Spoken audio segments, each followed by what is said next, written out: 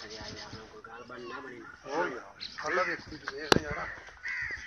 चल चंगा पैसे इतनी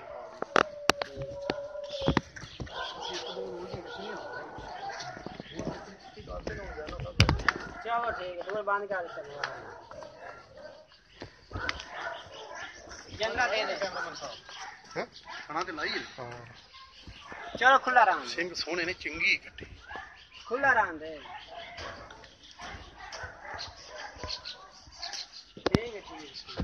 इन मूवी ना बनाई यार नहीं पता समझ